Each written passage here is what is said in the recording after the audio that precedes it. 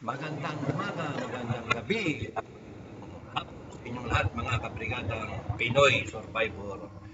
Maraming salamat sa patuloy na pagtangkilik o pagpanood ng mga ina-upload ko. Matagal akong hindi nag-upload, matagal ang bakasyon. Nag-relax lang, nakaka-stress na kasi masyado ang nasa paligid natin. Kwento sa buong mundo. Kaya Kaya relax lang, no? Kaya ganyan lang. Relax, relax, relax. Count 1 to 10. Count 1 to 1 million. Matagal. Tapos, bilang ka pa ng 1. Yung kalma-kalma ba? 2. Umabot ka sa 1 billion na kamo, no? Okay. So, sorry, hindi ako nakapag-upload, nakapag-vlog dahil sa wala lang, nagre-relax lang. Ginaya ko kayo, nakikita ko sa inyo.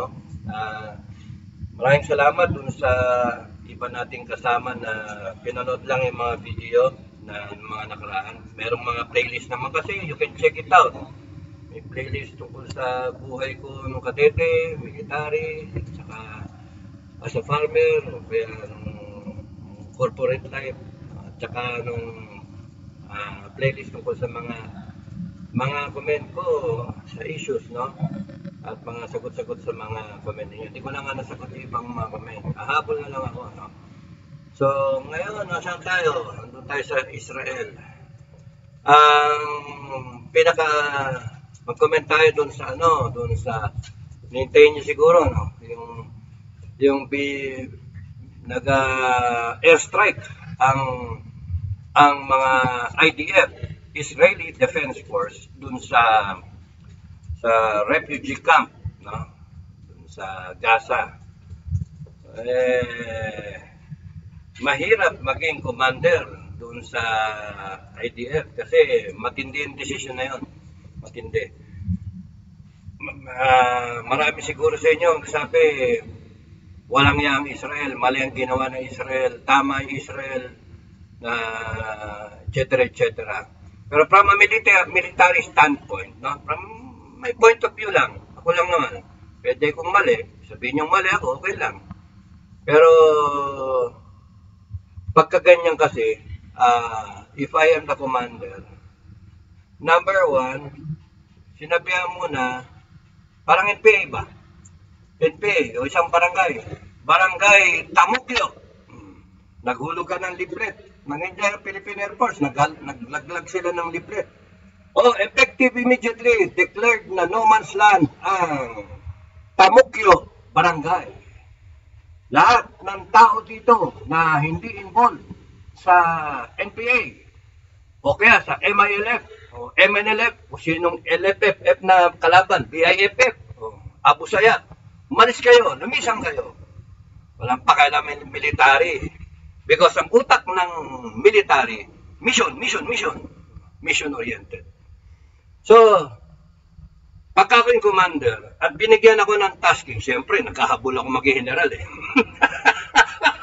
gusto maging chief of staff eh, no? Joke lang yun, joke. Mag-weigh in lang ako. Ano yung mga given? Dineclare ng higher headquarters na no man's land yan.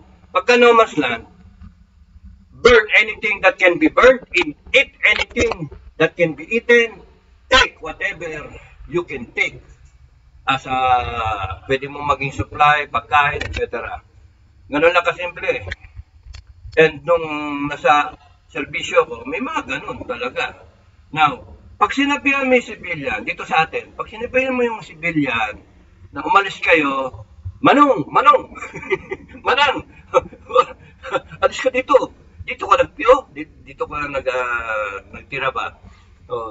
Alis ka dito, kasi madadamay ka, kakanyunin na itong lugar na to, kasi magpapauna kami. Either magpadala ka ng sundalo or magpahulog ka ng mga leaflet o kaya merong helicopter, mag-hover na delikado yon kasi pwede siyang RPG, no? O kaya pwede siyang banata ng rifles, no? Ng kalaban. Ano sabihin? Evacuate. Alis na kayo dito, bubombahin. saka nakakita na iniisip mo pa na baka tamaan yung sibilyan. O, alis kayo. Dito sa IDF, may 2 linggo na sinabihan na umalis kayo. Kaya mula doon sa nasa North Gaza, no? Umalis kayo, punta kayo sa South. Ngayon, kung may mga dahilan na inaharang ng Hamas, o kaya binobomba pa ng Israel, yung hindi, bullshit yun, bullshit, BS. Because you cannot be siga, hindi ka pwedeng siga sa isang combat zone. Di ba? Umalis ka na lang. Dito kami nakatira eh. O, mamatay ka. Ano ba mas mahalaga? Buhay mo o yung gamit mo o yung building mo? Umalis na nga yung karamihan eh. So, again, just one given. Nagbitaw na kasi ang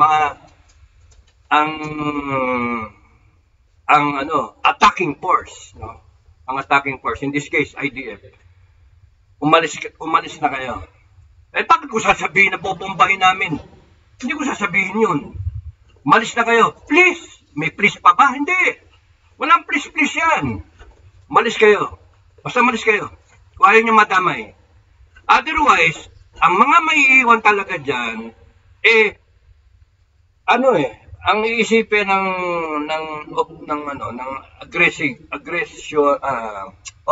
attacking force, kakampi, nagsisympathize. Okay. Para dito sa atin, para maintindihan ninyo, no? NPA, hindi lang NPA ang kalaban. Uy, may tinatawag na CPP, NDF, NPA, CNN, no? May tinatawag na Makabayan Black. May tinatawag na Gabriela, may tinatawag na mga front na dinedeny nila na pro sila dun sa movement, terrorist organization sa atin ang NPA. Terrorist organization ang Hamas. Pero sa atin, merong nasa gobyerno mismo, tumatanggap ng sweldo sa Filipino people through the taxes, tumatanggap ng sweldo para i-oppose ang gobyerno, para mag-file ng human rights complaint. May mga organizations para mag-recruit ng mga anak ninyo sa college. It's an organized no? Kaya hindi lang ang NPA ang kalaban. Hindi lang Hamas ang kalaban. Kalaban din yung nasa hierarchy ng leadership nila, which nasaan sila? Nandoon sila sa Iran, nandoon sila sa Syria, sa Lebanon. as I am vlogging, siguro nag-i-enjoy yan. Meron siya kasama, meron mga chicks o kaya nag-iinuman. Excuse me. Makati pa rin eh. Excuse me. So, ang dyan, kung ikaw yung commander, you have to consider a few things. Number 1, is there a target? Sabi na Intel, meron target. Sabi dito sa atin, Sir, A1 information. Sabi ng ating Intel sa loob. Sa loob. Nag-dead drop, ibig sabihin, nag-iwan siya ng message na yung bababa yung rebelde ito sa Barangay Tamukyo. Nandun sila sa Barangay Tamukyo. Tapos nun, meron silang underground doon na shelter na doon nila lalagay lahat ng gamit nila. Okay, tawag ang armed forces, lulusubin natin yan kasi merong A1 information. Sa ngayon, sophisticated sa battlefield sa Israel, Hamas na campaign, electronic, etc. Alam niyo naman yan eh. So, they have intel na nandun yung battalion commander, nandun yung Hamas leadership. Kung nandun yung Hamas leadership, isipin ko, kung ako yung nandyan sa area, isipin ko, teka, nandyan yung commander, siyempre, kasama yung AD camp niya. Kasama yung, nasa Alam ka naman pumupunta siya para mag-siesta. Hindi, magbibigay siya ng instructions. So, nandiyan sa harapan niya, yung kanyang mga mga military commanders. Nandiyan yung kanyang mga company commander. Kung mas mataas siya, kung brigade commander siya, nandiyan yung mga battalion commander niya, 4 yun. Company commander, 4 times 4, 16 yun. Tapos nandun yung mga platoon leader, tiniente kasi coordinating conference Paano natin papatayin yung mga sundalo ng Israel? Paano natin sila aambusin? Nagko-coordinate sila. So, it's so easy to infer. Ganun ang ginagawa. Alam ka naman, nanonood sila sa CNN, nanonood sila sa TV. Sa ibaba, sa ilalim. Which is, nasa itaas nila, directly, yung refugee camp. So, isang consideration, may target ba? Wala. Mayroong target. Tapos ngayon, sasabihin pa, dapat, may ebidensya.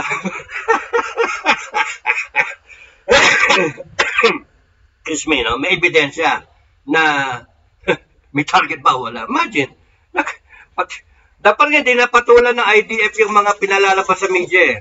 Basta, parunong pa kayo, may target niya. Isang number 1. Number 2, ano yung collateral damage? O kaya, so may target, kasama doon yung tao, kasama doon yung infrastructure. Kasama doon sa tao, yung main target, yung pinaka-leader, at yung mga subordinates niya. Kasama yon. And then the infrastructure, where they hold meetings. Ngayon, ano yung civilian casualties? Yung collateral damage sa itaas. Kasi nasa ilalim nga So, yun ang... ay, maingay yung aso. Sorry Macy, maingay yung aso. So, ang ano dyan, ang pangalawang consideration, may collateral damage pa. Doon sa collateral damage, ang isipin, meron bang tatamaan na civilian? So, balik ako doon sa una ko sinabi, 2 linggo nang sinasabi na mag-evacuate kayo. Dito sa atin, sa Pilipinas, sa standard ng Armed Forces, pagka sinabi mag-evacuate ka, minsan nga, di na namin sinasabi mag-evacuate Makatinig sila ng sunod na putok. Bang, bang, bang, bang, bang, bang, bang.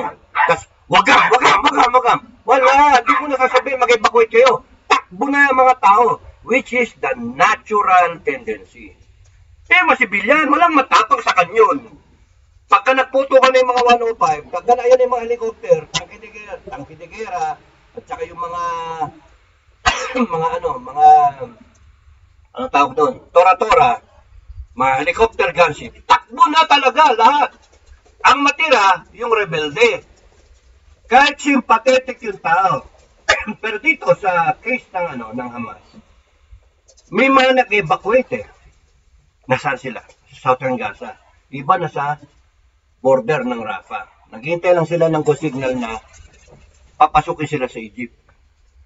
Marami nang nag-evacuate. Ilan yung estimate doon sa mismong refugee camp?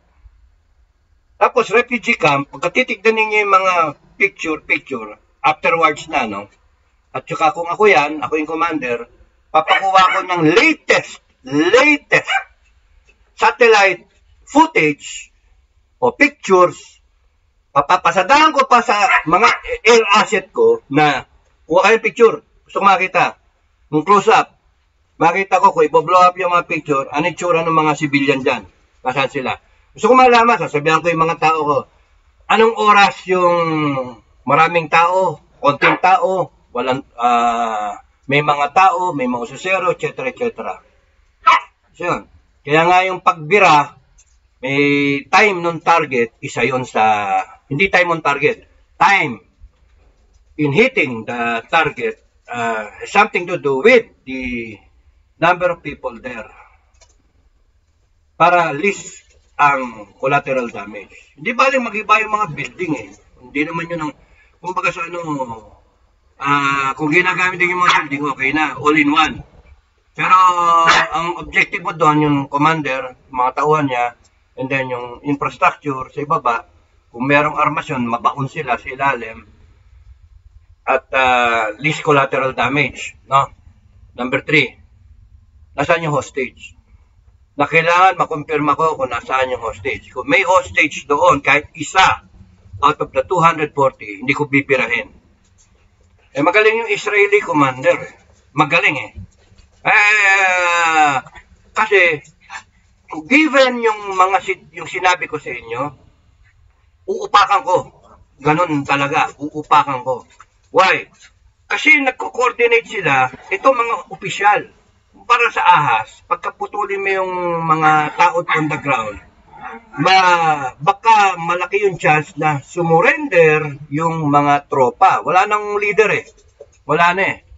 Ang matira na lang yung mga sarhento, yung mga ganun ba. So, gusto nila lumaban, mamatay sila. Pero pagka naupakan yung mga commander, yung mga opisyal nila, malaki yung chance na hindi magtagal. Kasi ang tinatanggal mo dyan, yung willingness to fight. Now, paano yung nasa ibabaw ng mga civilian? Can it be justified? Hindi. Cannot be justified. May civilian eh. Pero nasa gera ka eh. Kasama yun eh, na may collateral damage eh. Kasama yun na may mabiktima. Ang punto, staying there in the refugee camp, staying there in North Gaza, na alam mo nang papasok yung Israel, yung mga sundalo, it is a choice, really. It is a choice. Sinabi nang umalis eh, ano, tingin mo, joke only. Ano nga, sige, hindi ako alis. Oh. Dito ako nakatira eh. Mga occupier lang kayo. Ganun yung ano eh. Ganun yung ano nila eh. Narrative, no? Eh, tama lang ginagawa ng Hamas. Mga ano yan. Mga fighter na hindi terorista. Mga fighter ng freedom namin for our freedom. Eh, sympathetic. Sabi ko nga eh, CPP, NPA, NDF. Diba? Iisa. Isa ang tugtog. Isa, kalaban. Di ka pwedeng galit ka sa NPA o yung operate ka sa NPA tapos yung NDF saka yung CPP hindi mo papansinin. Kalaban rin eh. Sila yung nagdidirect. Kaya sana maintindihan ninyo from a military standpoint, kung ako yung nandoon, uupakan ko talaga. Upakan ko. Strike now, explain later. Nasa gera tayo,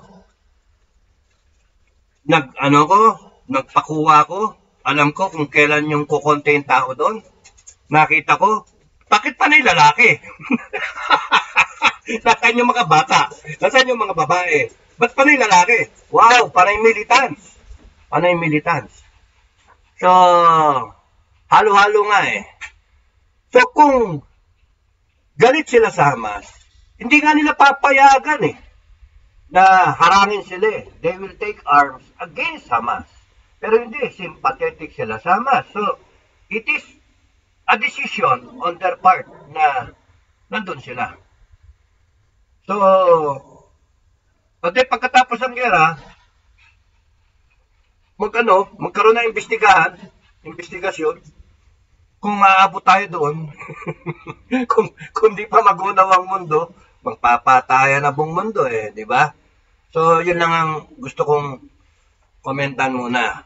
Yung, tama ba yung ginawa na upakan yung tama ba yun? Yung upakan yung refugee camp. It was a military decision. It was a commander's decision given a certain set of situational criteria, you may call that, a situational assessment, a commander's prerogative, a commander's estimate of the situation. He decided to strike. Para sa akin, ako upakan ko na yan kasi yung tao ko magpaplano kayo ang laban sa mga sundalo ko, maggago pala kayo Itong mga sundalo ko, kino-conserve ko. Ayaw kong mamatay Ayaw kong mamatayan masyado ng tropa. Alam ko it's gonna be costly. Alam ko na lulusog tayo magkakaroon ng casualties. Pero I want to put a cap on it. I want to minimize my casualties. Kakusapin ko yung mga bata, yung mga sundalo ko, una-una lang yan, sige, yung gustong unang mamatay. Mauna kayo. Siyempre, magpapadala ka ng mga opisyal na buo ang loob. Sabihin ko, kung ako yun nandiyan sa operating unit, sabihin ko, Lahat ng, gayong ginagawa ko sa Mindanao, lahat ng tingin dito na nagdedelegado ang buhay, yung may konting kaba, ranger to ha, mga scout ranger. Taas ang kamay, tataas yung kamay ng iba. Sir ako, sir. Lahat dito, definitely, lahat na may birthday, itong buwan na to, kunyari, November. Lahat na may birthday sa November, taas ang kamay. Okay, doon kayo sa likod. Doon kayo sa likod. Lahat ng medyo feeling nila mamalasin, taas ang kamay. Doon din kayo sa likod. O lahat ng ang tingin ninyo, para kayong mga asong ulol na naglalaway na gusto makapatay na kalaban. Taas ang kamay. Tataas ang kamay. Tataas din ako ng kamay na ganyan. Dito kayo sa harap. Kasama ko kayo. Alam niyo, walang matapang na tao kahit kami, walang matapang, kahit Scout Ranger, walang matapang sa kanyon. Wala. 105. Wala, pagka pinagsunod-sunod yan, tapos no, nararamdaman mo parang earthquake. Kada segundo may earthquake, tapos no, nahuhulog yung mga buhangin, yung mga likabok. Walang matapang dyan, bibigay niyan. Lalo na kung mga bata pa yan, mga 20 hanggang 30. Walang matapang. Ngayon, kung matapang sila, mamamatay yun. Kasi nga, part of war is yung ability mo, talagang lahat yan takot. Part of war is your ability to control the fear inside you, no, and direct it towards the enemy. So, magaling yung commander, sa totoo lang, yun yung aking rating. Magaling yung Israeli commander at nag-decide na upakan. Ngayon, syempre itong media at saka yung Hamas mismo naglabas agad ng coverage. Psychological warfare nga eh. Kaya nagpapasalamat yung IDF na thank you sa mga pinosting ninyo mga picture tsaka video, na-confirm namin in close up. Ayan kita nyo, panay mga militant yan eh.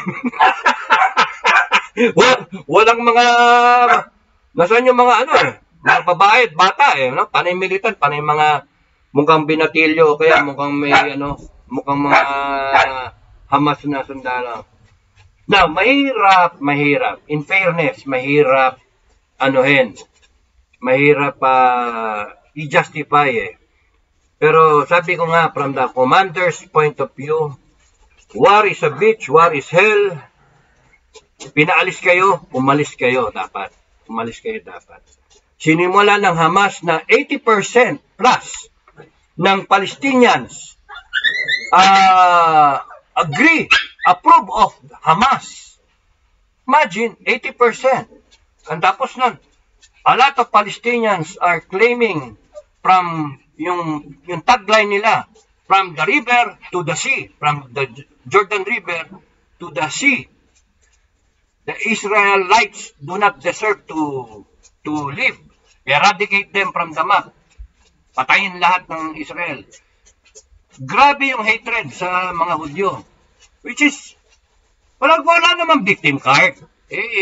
Decision yun. Binigyan kayo ng country. Hinati na nga Hindi na kayo pakikialaman Nakipaggera kayo. Natalo kayo. Tapos victim card. Natalo. Victim card. Tapos, pumasok yung Hamas, October 7. Ang daming pinatay. Tapos ngayon, ginajustify ng mga Palestinians. Nung pa yun Yun yung narrative. Nung pa naman yung gulo na yan. They deserve it. Tapos ngayon, kayo binomba. Biglang victim card. Mali yung So I hope kayo, mga, kayo mga kabrigada, alam nyo yung mga nangyayari na sa atin, dyan sa Middle East na yan. You have to look at it from the higher perspective. Huwag yung sabi-sabi lang ng mga media. Hindi. This is a war between good and evil. Ngayon kung ang tingin nyo, evil ang Israel, mag-isip-isip. Sabi ko nga tignan ninyo yung Bible. Because, nasaan na ba tayo ngayon? Sa Matthew 24. Tinanong nga ng apostles Lord, Jesus Christ, kailan ba yung katapusan ng mundo? Kailan ka dadating? Kailan ka babalik? sabi niya ni God, no? Ni Jesus Christ, there will be wars and rumors of wars. Oy, nandun tayo. Excuse me, nandun tayo. Merong war sa Ukraine, Russia. Huwag maingay. Meron tayong war sa Ukraine. Meron tayong war sa Israel. Pero merong rumor na pwedeng maging regional war. Nagtatakutan na. Susunod kong tatalakayin yon. Pero meron din posibleng war sa Taiwan and sa West Philippine Sea. Uy, damay ang Pilipinas doon. So, there will be wars and rumors of wars, but do not be alarmed. Huwag niyong problemahin. Sinabi kagad, huwag ninyong problemahin. Because these things have to happen. Uy, kinakailangan mangyari. So, nasaan na tayo? So, ayun na, nagkakagera na. For nations, yung sinunod, for nations will rise up against nations. Uy, parang naghahati na. Nagkakaroon ng polarization. No? Yung pro-Palestinian at yung pro-Israel. For nations will rise against nations. Doon na tayo, malapit na malapit, isang one false move, isang trigger lang is going to be a regional war and then a global war. Tapos nun, kingdoms against kingdoms. Uy, nandun tayo. Kasi nagsisimula na ngayon mag-rally sa bawat country. Nataka nga ako sa Pilipinas, wala pa eh. hindi pa pinipick up ng mga NDF, no, ng mga mga pro-Palestinian, etc., etc. These rallies are designed to attack democracy, to attack the peace and order sa bawat country, to weaken them. Grabe ang play ng demonyo. Grabe ng play. Kaya kung kayo makikihalo dyan sa pro-Palestinian movement, ingat kayo. Hindi naman masamang kumampi sa mga totoong Palestinians. Hintayin na lang ninyo how this will develop because the Hamas leadership brought this about. Yung sufferings ng Palestinians.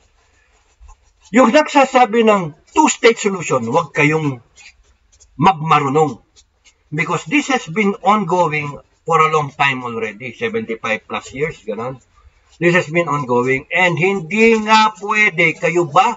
Payag ba kayo na yung inyong kapitbahay mo, laging may nakatutok na baril doon sa bahay mo.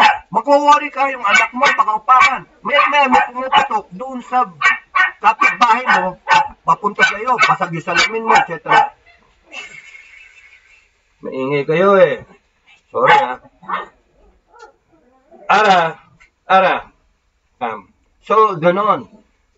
Pag ako yung kapitbahay mo, ayaw mo tatapunan ka lagi ng basura over the bakod, sa bakod ninyo. Ayaw tatapunan ka ng basura. So, isipin nyo kung sa inyong mangyari yan. Israel, nagtiyaga sila ng matagal. Kaya ayaw nila.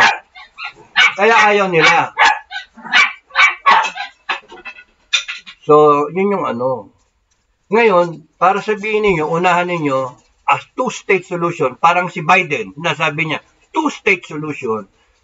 Hibang yung mga yan. Isa pang topic ko yun. Sunod-sunod ako ngayon, parang tapusin ko yan, yung discussion, para hindi umaba.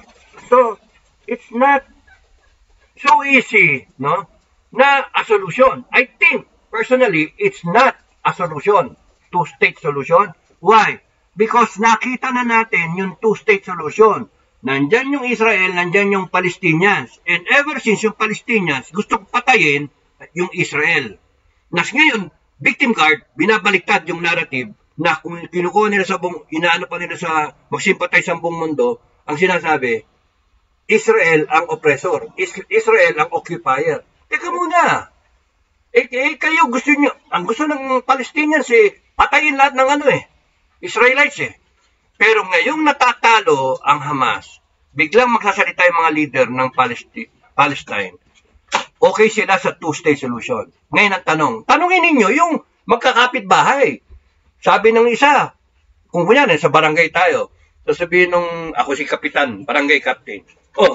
Anong problema ninyo dalawa? Nag-aaway. Hindi na pwedeng magkatabi sila. Isa sa inyo, umalis. Umalis ang isa sa inyo. Ganun ang solusyon ni barangay captain. Magpapatayan kayo, magkamay kayo. Tapos doon, ilang balik na kayo dito? Pang 200 nyo ng balikan dito sa akin. Binibuisit nyo na ako lagi ang kino-complain itong isa. Nanggugulo lagi Siyempre mo, rakiting ka araw-araw. Hanggang ngayon matatalo na sila. Nirarakit pa nila Israel Di tama yun. Tapos biglang victim card. Ngayon, ayaw na Israel. Tatapusin na niya talaga ang Hamas. Ngayon, kung sympathetic ang Palestinian sa Hamas, mamatay kayo. Bitawan niyo yung Hamas. You try thinking na merong mas maganda pa na buhay, hindi yung Hamas. Hindi yung pagkampi sa Hamas. Ganun Ewan ko. Kaya nga, ang isang solusyon dyan is, pabayaan nyo lang. Let them settle the score. Let them. Kung mananalo yung Israel, then, ano diskarte gagawin ng Israel? Kasi sa tingin ko, hindi sila talagang ganong kasama na tao. Kumbaga sa gumaganti, yung parang galit na galit sila Kaya ang advice ko nga, huwag kayong magalit mga Israel, huwag kayong magalit. Kasi the more na magalit kayo, parang sabi ko na makapinatay ng NPA yung isang sundalo. Init ng ulo namin. Operate kami. Bawi tayo. Kay Hiyan naharas tayo, nakuhanan tayo ng barel. So, bawi, operate. Nakita NPA, pak, patay NPA. Galit naman yung NPA. Walang katapusan na gera yan. Walang katapusan. Bawat isang taong mamatay, may papalit na 10. May iiyak And then, may strengthen yung kanilang pakipagdigma, yung kanilang gustong gumante. So, yung mga namamatay ngayon as collateral damage dyan sa Palestine, dyan sa Gaza Strip, galit sila. Lalo sa mga IDF, galit sila sa Israel. Ay, nako. And now, na-turn on yung super hatred. Rage, hatred, violence. Diba? Willingness to kill. Obliteration. Diba? From the river to the sea. Kill all the Jews. Ganun ang yung peg ngayon. Ganun yung mindset. And these people are so happy that part of the people of the world are sympathizing. Na namang problema ngayon yung ibang bansa. Sino mananalo dyan? Bukan, tingnan natin. Kasi alam naman natin yung katapusan yan Gusto nga, maganda nga yan. Sige, magkaalaman na. Di ba? At kasi, for nations will rise against nations. Di ba? Kingdoms against kingdoms. Nandun tayo Tapos hintayin niyo yung susunod doon. There will be famines, earthquakes, famines, pestilence. Ganun ba in order? Basta ganun, sunod-sunod. Grabe, But the end is not yet. Diba? But the end is not yet. Pero pagka magkakaroon pa yan ng peacetime Magkakaroon pa. After yung war na yan, matututo ng konti at pagka halos maging problema, magkakaroon, dilitaw na actually, para lumitaw na nga yung first horseman of the apocalypse. Parang ganun Okay, so, yun yung ko. Hinay-hinay kayo sa inyong magiging opinion, hinay-hinay kayo, tingnan niyo yung both sides of the story, tingnan niyo yung Israel, tingnan niyo yung Palestine, and then sabihin niyo, this one is bullshitting me, this one is ganito, but the final, ang guide nga, para sa akin, ang guide is whoever adheres to hate, di ba? Rage, violence, di ba? Revenge, o kaya who justifies killing. Yung lagay mo sa microwave yung baby at sintihan, paandarin mo, sunugin mo, kaya ilagay mo sa oven, tostahin mo yung baby.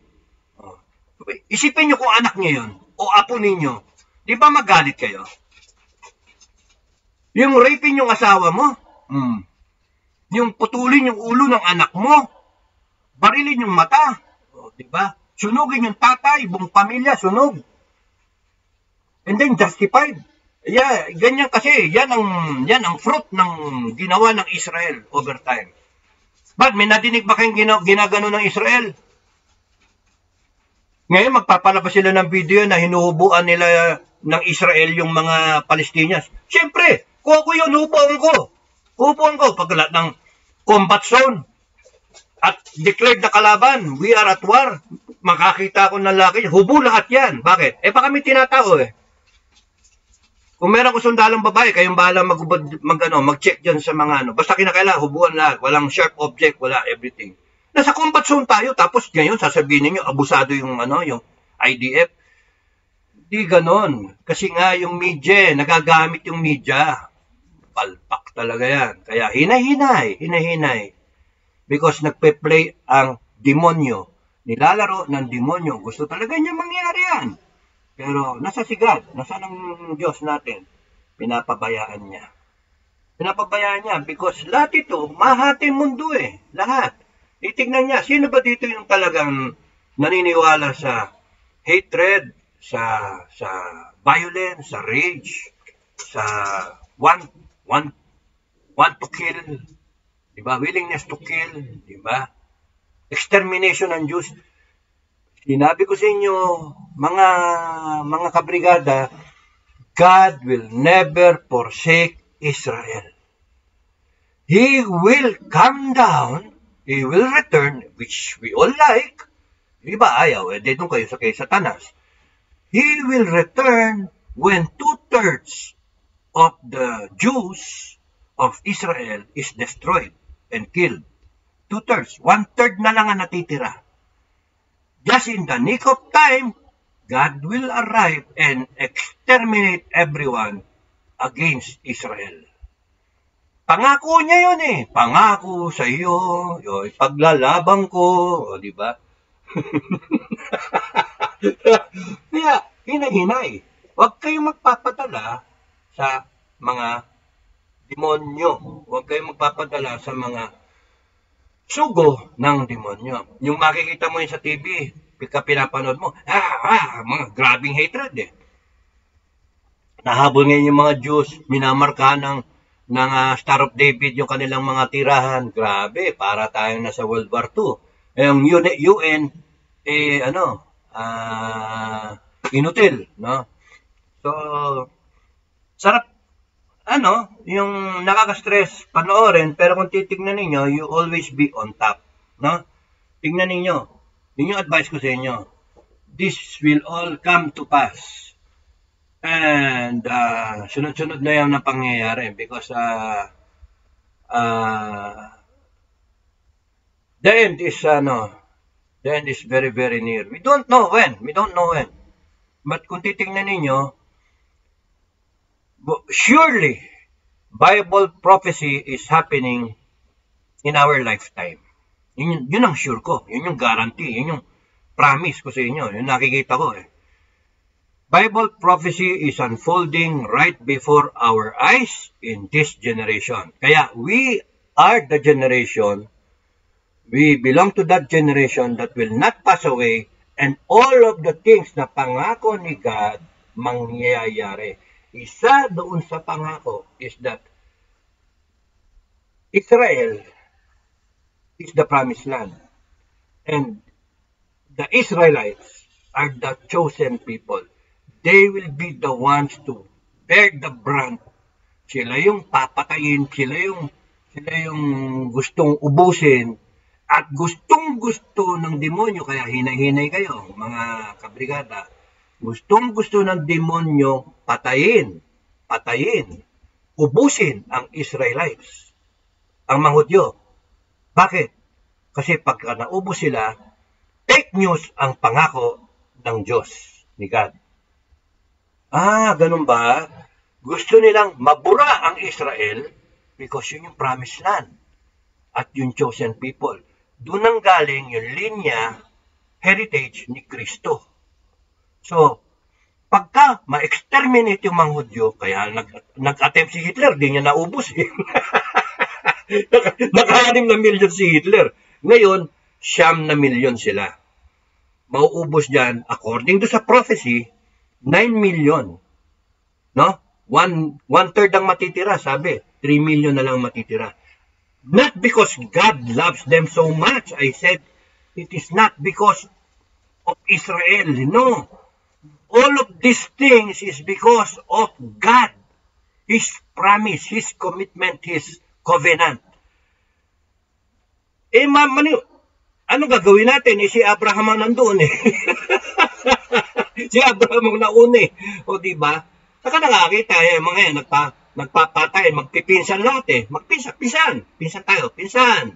Pinsan yung Iran at yung Israelite. Pinsan yung si Erdogan, taga Turkey, taga Syria, Hezbollah. Pinsan nila yan, magkapinsan. Pati si Putin, pinsan. Pati si Inchek, pinsan nila.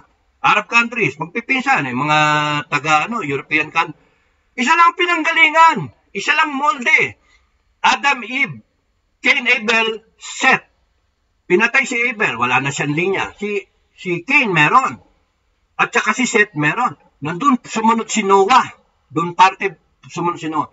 Pero alam naman natin, naging loko-loko yung mga tao sa mundo nung time ni Noah. Kaya nagkaroon ng Great Flood. So, immaterial na kung saan napunta yung mga tao sa linya ni Cain at doon sa ibang linya ng kay Seth. 3 lang naman yung anak nila Adam and Eve. Pagdating kay Noah, 3 anak niya. No? Shem, Ham, at si Japhet. Okay. So yung 3 na yun, doon galing yung lahat ng tao sa buong mundo. So, nag-aaway-aaway ngayon eh. Ngayon, dumitaw si Abraham yung kay Shem. Yung kay Japhet, doon galing yung mga Russians, yung mga nasa North. Pati Europeans nga eh. So, lumitaw si Abraham, sinabihan siya, ikaw ang magparaming bibigay ko si Israel. Tapos nagkaroon siya ng anak, si Ismael. Nauna nga si Ismael eh. Tapos, doon sumunod na yung mga Arabian countries, yung mga Muslim, kay Ismael. Ngayon, si Isaac, lumitaw si Jacob, lumitaw yung si Joseph, yung mga anak niya. So, ever since, simula noon hanggang ngayon, gustong masira ng demonyo yung plano ni God. Okay? Ninilinaw ko lang. Yung ibang hindi naniniwala, good luck. Good luck sa inyo. Hindi naniniwala doon sa kwento, good luck. Kaya nga yung Israel, hindi yan bibitawan ni God kahit anong mangyari. And when the time comes when it will be overrun, right at that moment, perfect timing, parang teleserye. Parang nangyayari ngayon, FPJ.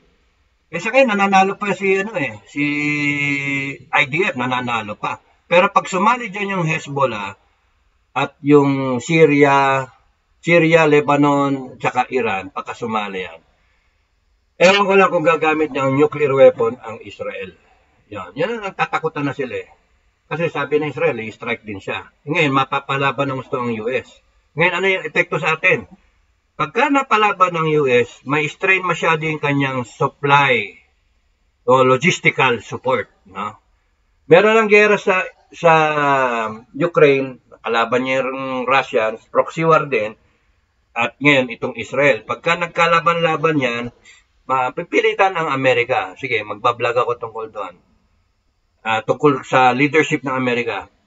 Ilalagay ko sarili ko na kung ako nandun. Tapos nun, dito sa atin, effect sa atin nun, tetestingin ng China na upakan tayo because mahina na US. And we expect that from now till 2024, November. Bakit? Eleksyon ng US eh. Kung umabot tayo sa eleksyon ng Amerikano, parang lumalabas dyan, wag lang magkadayaan, si Biden matatalo for election. Or baka sa primaries nila, hindi na nga siya yung ma-field ng Democrats. Kasi alanganin eh, tagilid siya. So, pag kami nanalang presidente na buo ang loob, takot na lahat. Bakit ngayon hindi takot? Kasi nga mahina. Bablog ko na yun. Yun yung susunod ko siguro. So, ganun yung yun yung kwento. So, hanggang sa nakikita ng China na alanganin ng US, alanganin. Takot na takot. Sasabihin nila, suporta kami sa Israel. Biglang, nung nagkagera-gera na, nag-threaten na yung mga Muslim countries, yung mga terror organization. Terror organization, matatakot ka? Yung nadinig nga kay, yung leader ng Hezbollah, ay, sa susunod. So, ganun.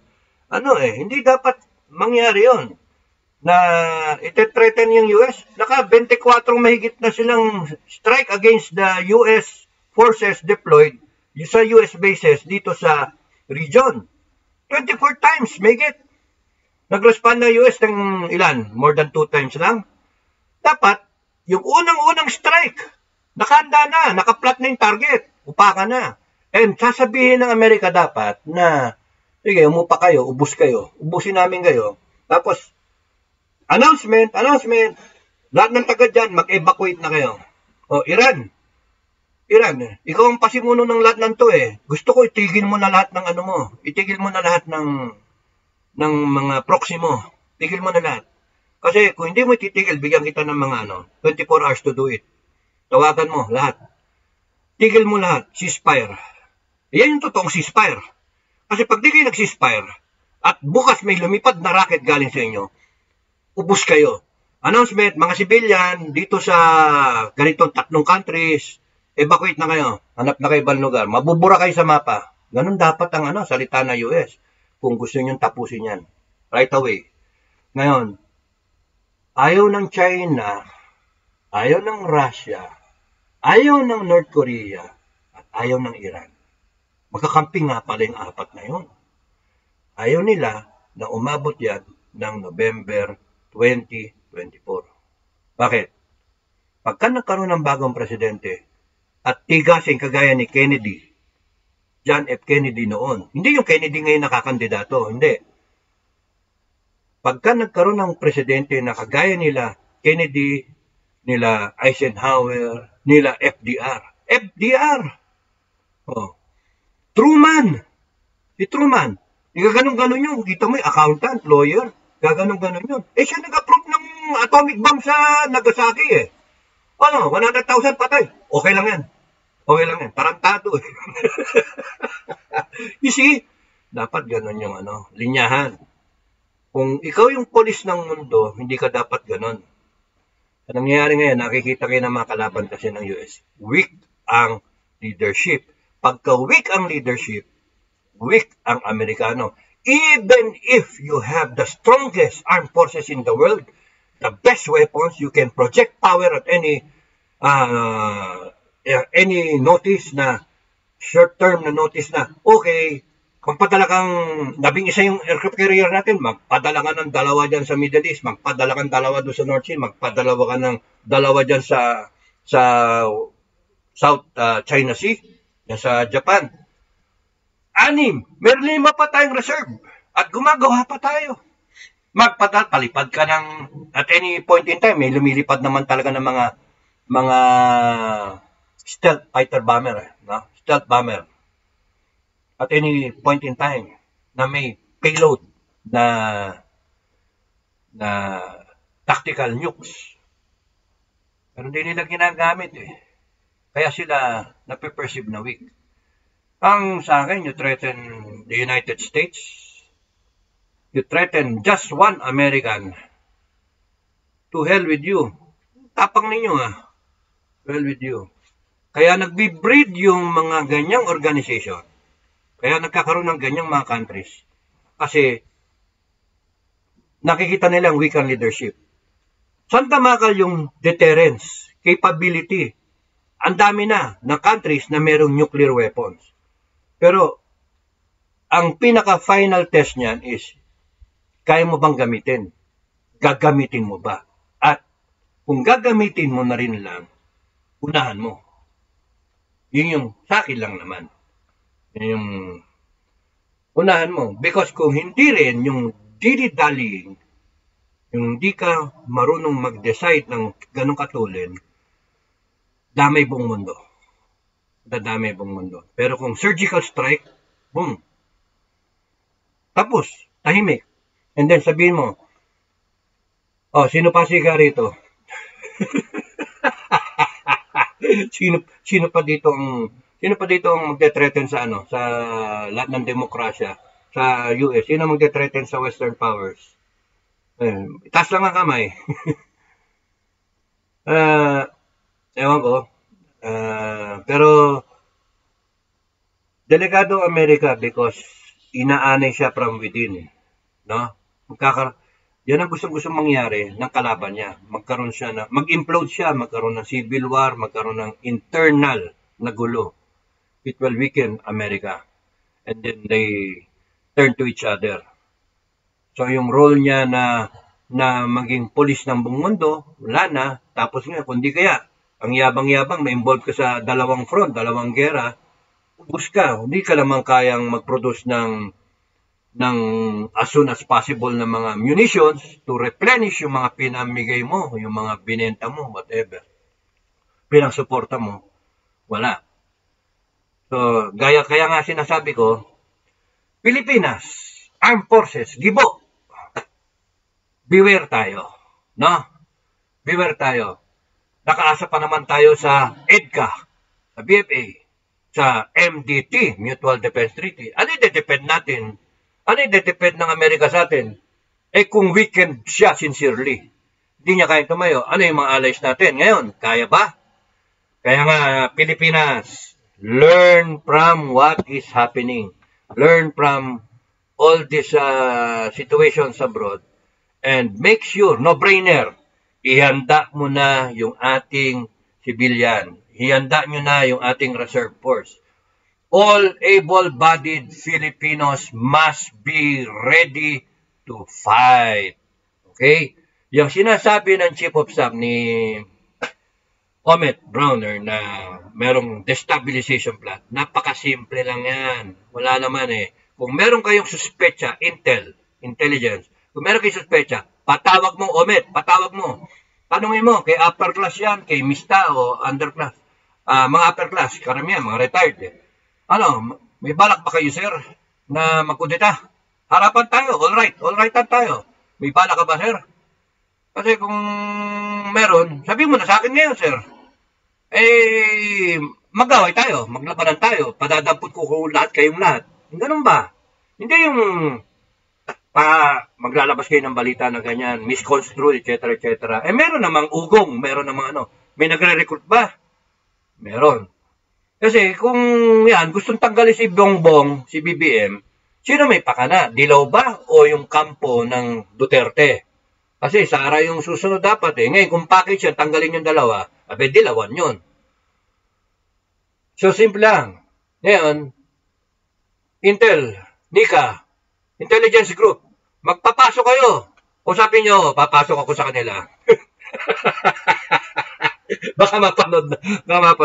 Volunteer. Papasok ko sa grupo nila. Kung meron man talaga, malaman. May nagre-recruit. Salay ko. Tarantado talaga yung gobyerno niya. Gago yun. Dapat yung palitan. I-recruit ka nila.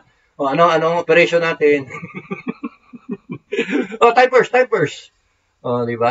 Time on target ba yan? Ganun ba? At least alam ko. And then, alam ng Intel operatives. And then, malalaman. Kaya nga yung mga kudeta na nakaraan, God Save the Queen, yung Calatrillianes. Meron kasing insider info. Ganun lang kadali yun. Kasi, itong mga to, nagre-recruit So, madaling mag-recruit. Ang problema, kung konti kayo, gusto mo recruit kahit sino. Eh, kung na-recruit mo, doble cara. Intel nga eh. So, ganun nga yung panahon nung kay Marcos nun. Alam na alam ni Marcos na merong kudeta nga eh. Kasi nire-recruit nila, taga Malacanang din eh. Nalaman, natiktikan. Sa magmimista, ayaw, Bok, merong merong operation. May kudeta ha. Kwento-kwento. Pagka nakainom na yung rebelde, no? Nakainom na. Alam mo, Bok, meron ako alam. Hindi mo alam eh. Pero meron akong alam. Merong activity eh. Merong kudeta. Lasing na. Ganun sa atin eh. Ganun sa Pilipinas. Ang gago ng Pilipinas talaga eh. So, yung mga usapan ako dito yan, hindi magpo-prosper yan. Because we do not even know how to launch one. No? Do not have the capacity. Sorry sa inyo, umalis ako sa servisyo eh. So, yabang no. Hindi, joke lang yun, joke. Baka mamaya nakakulong na akong ganyan. Ano yan? Ang pwede pa, you start, our forces, sige po, you start shortlisting who will be your commanders sa sinasabi ko na reserve corps, di ba? By region. Ang each corps is around 150,000 to 200,000 strong. Retired officers, trusted, lalo na yung commander, retired officers na i-merge sa ating reserve na walang alam pa. Then let them be the one to train our reserve corps. So meron kang Region 1, Corps A, Corps Alpha, Corps Bravo, Corps whatever, lagyan nyo na number, whatever. You have a retired, kunyari, kung taga saan si General Llano na dating Chief of Staff, no?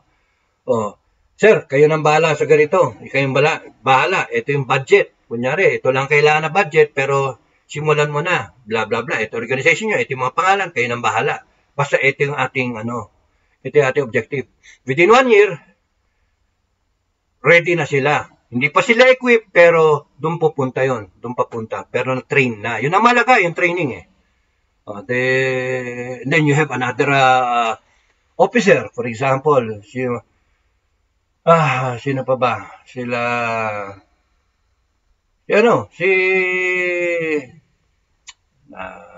Deta Bali. Siya yun, magaling yun. Deta Bali. Del Llosa. Yung mga magagaling eh. Pwede rin to si itong si Mista ako, di ba? Si Bisaya. Si Jerbar. Barrientos. Nakto.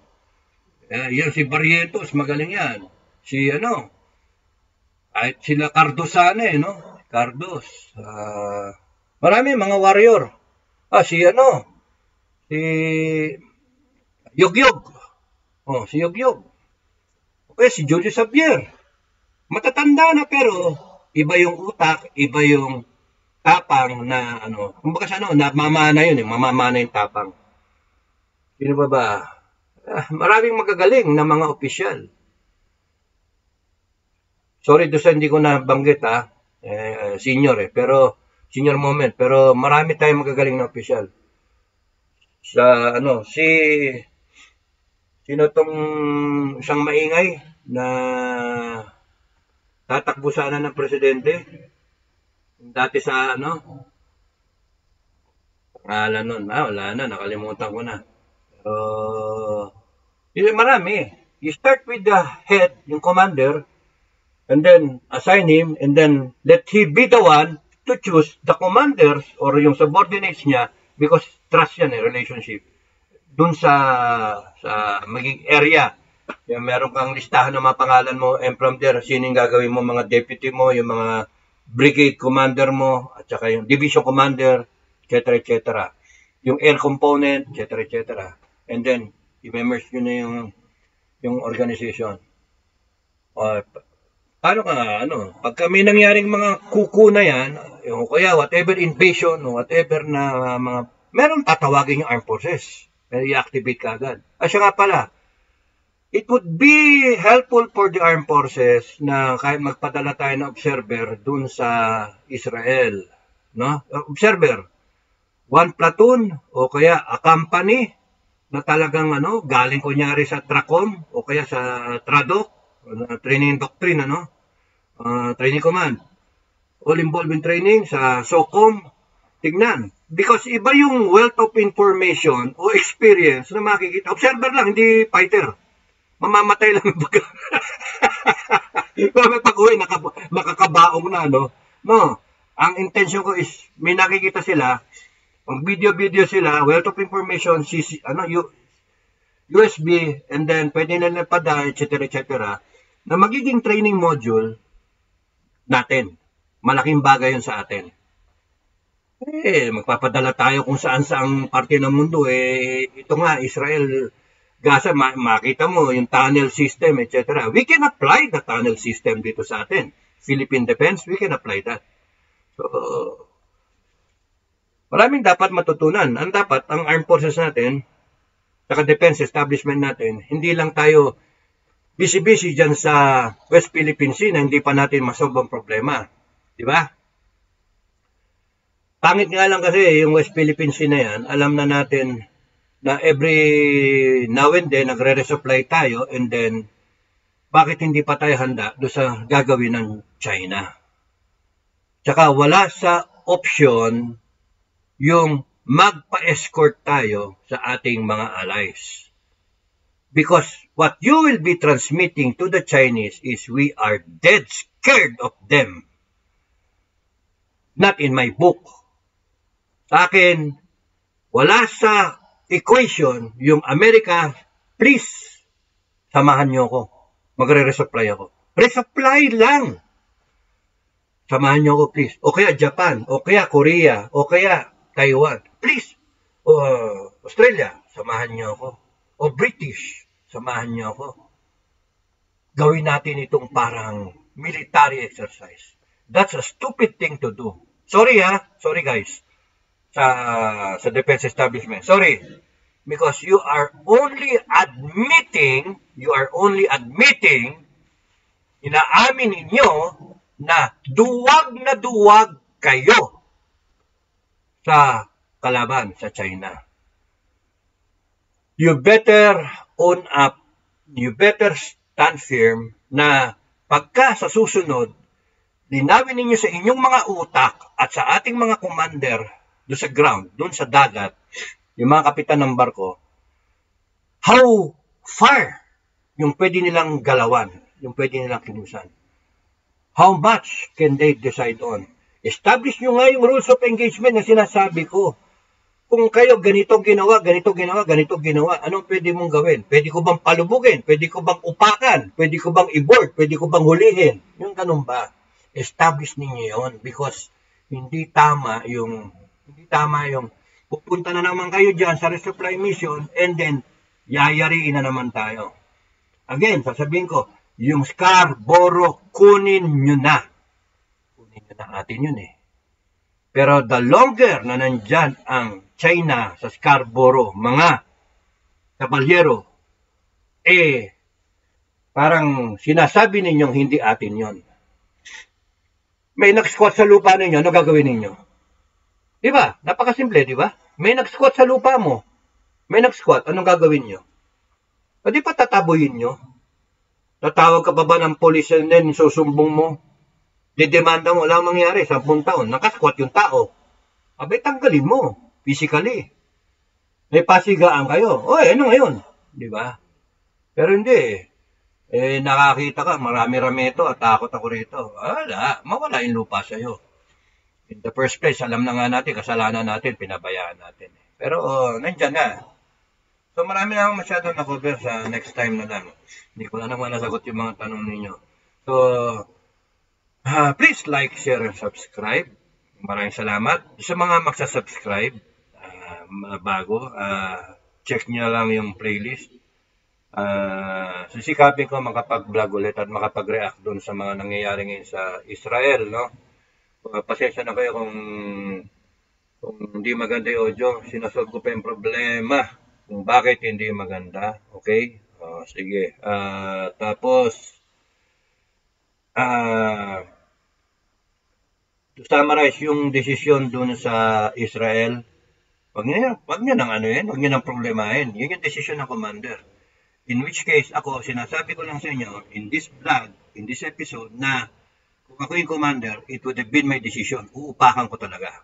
There is a target, there is an opportunity na maraming madamay doon na mga opisyal at mga head, no? Na nagmi-meeting sila para pag-usapan na upakan yung mga sundalo ko. Hindi ako papayag na upakan ninyo yung mga sundalo ko. May nagsabi na ako ng 2 linggo na umalis kayo. Therefore, meron naman ako na-obserba na umaalis kasi titignan ko lang yung mga satellite feed. Umalis naman ba't ito naiwan? Ano ba ang wala na nga kuryente, wala na nga tubig, wala na nga, nasa refugee center kayo. Ano pa gusto nyo gawin? Baka pinoprotektahan nila yung nasa ilalim. Di ba sila mga CPP, NPA, MDF? Di ba sila yung parang makabayan black na sige suporta sa kung ano mang ginagawa ng NPA? Sige tira sa mga sundalo, sige tira sa mga ginagawa ng IDF. Reklamo sa human rights. Ayan, human rights nga itong IDF war crimes. Pero, walang salita dun sa war crime na ginawa noong October 7. So, ang sa akin, very clear, may objective ako, may mission ako, mission-oriented ako, huwag niyong pakialam yung armed forces, huwag niyong pakialam yung IDF. Kung kayo namumuliti ka lang, huwag dito. Kasi kami, lupa namin to, gulo namin to, binira kami, namatayan kami, ngayon, tatapusin namin sila. Nagsabi kami, 2 linggo na, umalis kayo, madadamay kayo. Ayaw nila umalis. Good luck. Good luck sa inyo. So, yung gandun lang ako. Maraming salamat sa inyong lahat. Thank you for listening. God bless everyone. God bless the Philippines. Happy Sunday. Bye-bye.